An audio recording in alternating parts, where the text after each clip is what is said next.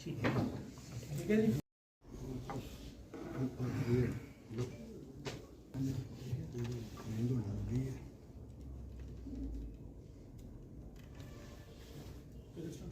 Joint press conference में बुलाने का हमारा मेन उद्देश्य है इंडियन आर्मी में जो रिक्रूटमेंट प्रोसीजर में तैयारी देना।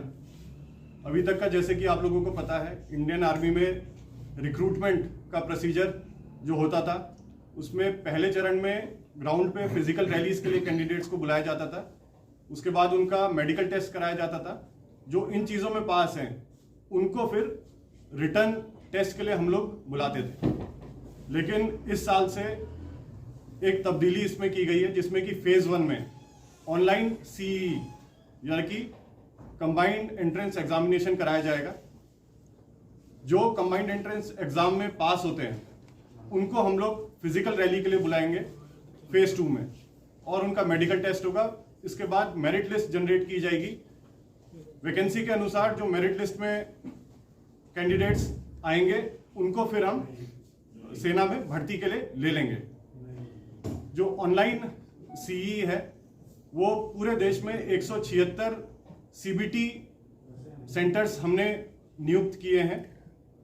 एक कैंडिडेट जब ऑनलाइन अपनी एप्लीकेशन भरेगा तो वो अपनी 3 चॉइसेस अपनी लोकेशन के अनुसार, अपनी सुविधा के अनुसार दे सकता है अपने नियरेस्ट सीबीटी सेंटर के हिसाब से। ऑनलाइन रजिस्ट्रेशंस 16 फरवरी से 15 मार्च 2023 तक की विंडो में खुले हुए हैं।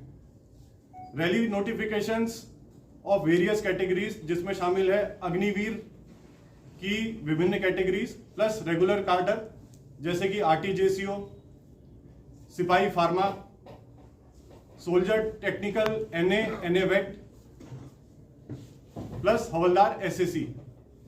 इन कैटेगरीज में रैली नोटिफिकेशंस इंडियन आर्मी की ऑफिशियल वेबसाइट www.joinindianarmy.nic.in पे अपलोड कर दिए गए हैं। ऑनलाइन एग्जाम होने के बाद एक कैंडिडेट को जो उसका रिस्पेक्टिव एआरओ है वो अपनी डेट, अपनी लोकेशन के हिसाब से उसको उसकी यूजर आईडी जो कि उसकी रजिस्टर्ड ईमेल आईडी होगी पर एडमिट कार्ड भेजेगा जिसमें कि उसका रैली साइट पे पहुंचने का टाइम और डे दिया गया होगा। फेज 2 जो कि फिजिकल रैली है उसके कंडक्ट में कोई चेंज नहीं आया है। जैसे पहले होती थी सेम हालात में, सेम आधार पे फिजिकल रैलीज कंडक्ट की जाएंगी। बाकी जो ऑनलाइन एप्लीकेशन एक कैंडिडेट ने अपनी मुहैया करानी है उसका प्रोसीजर बहुत सिंपल है। जब वो ऑफिशियल वेबसाइट में जाएंगे तो वेरियस लिंक्स वहां पे यूट्यूब वीडियोस के शॉर्ट लिंक्स दिए गए हैं जिसमें कि एक कैंडिडेट को आसानी से पता चल सकता है कि how to apply, how to appear for online CE. ये दोनों ही भाषाओं में दिए गए हैं, इंग्लिश में भी दिया गया है और हिंदी में भी दिया गया है। ये टोटल ऑनलाइन अप्लाई करने का जो फीस है वो है ₹500 जिसमें से 50% इंडियन गवर्नमेंट देगी और बचा हुआ 50% कैंडिडेट ने खुद देना है। पेमेंट का तरीका UPI/भीम ऐप बेस्ड या फिर कोई भी लीडिंग मेजर बैंक का डेबिट/क्रेडिट कार्ड से किया जा सकता है। लास्ट में डिस्क्लेमर, टाउटिंग एक्टिविटी से सभी कैंडिडेट सतर्क रहें। भारतीय सेना में भर्ती होने के लिए किसी भी प्रकार का पैसा किसी को देने की जरूरत नहीं है। धन्यवाद। सर एक छोटा सा उनमें इनमें से चूज किए जाएंगे? नहीं, मैं आपका सवाल समझा नहीं। जितने भी आर्मी के हर साल एम्प्लॉय जाते हैं रिटायरमेंट लेके, और इन्हीं जवानों में से उनको सिलेक्ट किया जाएगा कि आगे नौकरी बढ़ जाए या कैसे कोई है कोई प्रोसीजर? अग्निपथ स्कीम के अंतर्गत है। मिनिमम एक कैंडिडेट जो आ रहा है, एनरोल हो रहा है, 4 साल के लिए सर्विस करेगा। उसके बाद उसके पास ऑप्शन है कि वो आगे परमानेंट नौकरी करना चाहता है फौज के अंदर या 4 साल इनफ होके छोड़ के बाहर जाना चाहता है।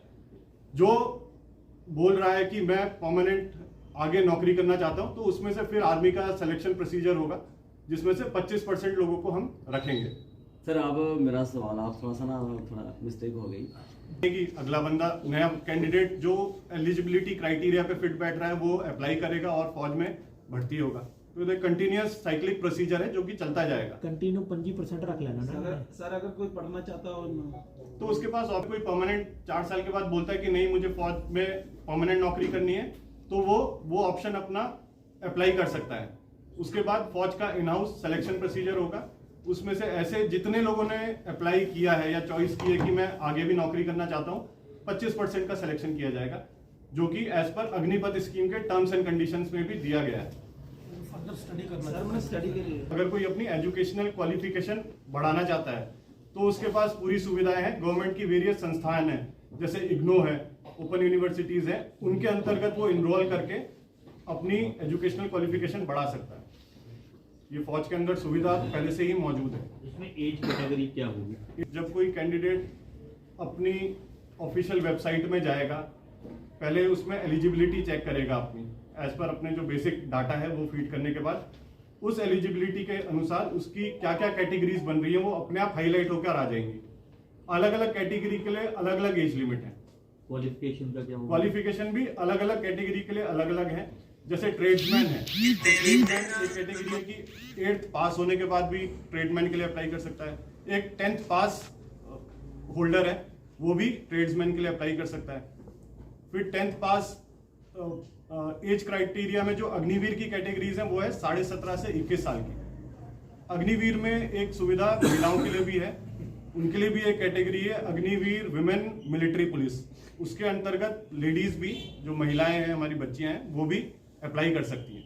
कितने परसेंट हो सकती है लेडीज के लिए, महिलाओं के लिए? कोई है कोई? वो वैकेंसी बेस्ड है। वैकेंसी अलग से किसी चीज का कोई कोटा नहीं है। जो वैकेंसी बेस्ड सर्कुलेशन में जो वैकेंसी बेस्ड सालाना वेस्टेज के अनुसार या रिक्वायरमेंट के अनुसार जो वैकेंसीज निकल रही है, उसके अनुसार विभिन्न कैटेगरीज में वैकेंसीज बांटी जाएंगी। ਉਹ ਆਰਮੀ ਅਥਾਰਟੀਜ਼ ਨੂੰ ਦਿੱਤਾ ਜਾਂਦਾ। ਜਦੋਂ ਵੀ ਰੈਲੀ ਹੁੰਦੀ ਹੈ ਉਦੋਂ ਇਹਨਾਂ ਵੱਲੋਂ ਸਾਨੂੰ ਰਿਕੁਆਇਰਮੈਂਟ ਆਉਂਦੀ ਹੈ। ਇੱਕ ਤੇ ਕਰਾਊਡ ਮੈਨੇਜਮੈਂਟ ਲਈ ਇਹਨਾਂ ਦੀ ਰਿਕੁਆਇਰਮੈਂਟ ਆਉਂਦੀ ਹੈ, ਉੱਥੇ ਪੁਲਿਸ ਲਈ ਜਿਹੜੀ ਹੈਗੀ ਹੈ ਜ਼ਰੂਰਤ ਹੁੰਦੀ ਹੈ। ਉਸ ਤੋਂ ਇਲਾਵਾ ਮੈਡੀਕਲ ਫੈਸਿਲਿਟੀਜ਼ ਦੀ, ਐਂਬੂਲੈਂਸ ਦੀ ਜ਼ਰੂਰਤ ਹੁੰਦੀ ਹੈ, ਤੇ ਉਸ ਤੋਂ ਇਲਾਵਾ ਡਿਊਟੀ ਮੈਜਿਸਟ੍ਰੇਟ ਵੀ ਸਾਡੇ ਕੋਲੋਂ ਮੰਗੇ ਜਾਂਦੇ ਆ। ਜਾਂ ਕਈ ਵਾਰੀ ਕੋਈ ਵੈਨਿਊ ਹੁੰਦਾ ਹੈਗਾ, ਕੋਈ ਵੈਨਿਊ, ਕੋਈ ਇਹਨਾਂ ਨੂੰ ਸਟੇਡੀਅਮ ਚਾਹੀਦਾ, तो ਉਹ ਵੀ ਪ੍ਰੋਵਾਈਡ ਕੀਤਾ ਜਾਂਦਾ ਹੈਗਾ। ਜੇ ਸਾਡੇ ਕੋਲ ਸਪੋਰਟਸ ਡਿਪਾਰਟਮੈਂਟ ਵੱਲੋਂ ਵੀ ਇਹਨਾਂ ਨੂੰ ਕੋਈ ਰਿਕੁਆਇਰਮੈਂਟ ਹੁੰਦੀ ਹੈ ਉਹ ਵੀ ਦਿੱਤੀ ਜਾਂਦੀ ਹੈ। ਤੇ ਬਾਕੀ ਜਿਹੜਾ ਹੈਗਾ ਕਿਉਂਕਿ ਇਹਨਾਂ ਦਾ ਪ੍ਰੋਸੈਸ ਜਦੋਂ ਚੱਲਦਾ, ਜਦੋਂ ਸ਼ੁਰੂ ਹੋ ਜਾਂਦਾ, ਲਾਸਟ ਟਾਈਮ ਵੀ ਅਗਨੀਵੀਰ ਦੀ ਰਿਕਰੂਟਮੈਂਟ ਹੋਈ ਸੀ। ਉਸ ਤੋਂ ਬਾਅਦ ਜਿਹੜੇ ਕੈਂਡੀਡੇਟਸ ਆ ਉਹਨਾਂ ਦੀ ਜਿਹੜੀ ਹੈਗੀ ਉਹ character verification and residence verification ਹੁੰਦੀ ਹੈ, ਉਹ ਵੀ ਜਿਹੜਾ ਅਸੀਂ ਪ੍ਰਾਇੋਰਟੀ ਦੇ ਉੱਤੇ ਕਰਵਾਉਂਦੇ ਆ। ਸੋ ਜੋ ਵੀ ਇਹਨਾਂ ਨੂੰ ਸਹਿਯੋਗ ਚਾਹੀਦਾ ਹੁੰਦਾ ਪ੍ਰਸ਼ਾਸਨ ਵੱਲੋਂ ਵੱਧ ਚੜ ਕੇ ਜਿਹੜਾ ਇਹਨਾਂ ਨੂੰ ਦਿੱਤਾ ਜਾਂਦਾ, ਸੋ ਦੈਟ ਜਿਹੜੇ ਵੱਧ ਤੋਂ ਵੱਧ ਆਪਣੇ ਇਲਾਕੇ ਦੇ ਬੱਚੇ ਆ ਉਹ ਆਰਮੀ ਜਿਹੜੇ ਜੁਆਇਨ ਕਰ ਸਕਣ।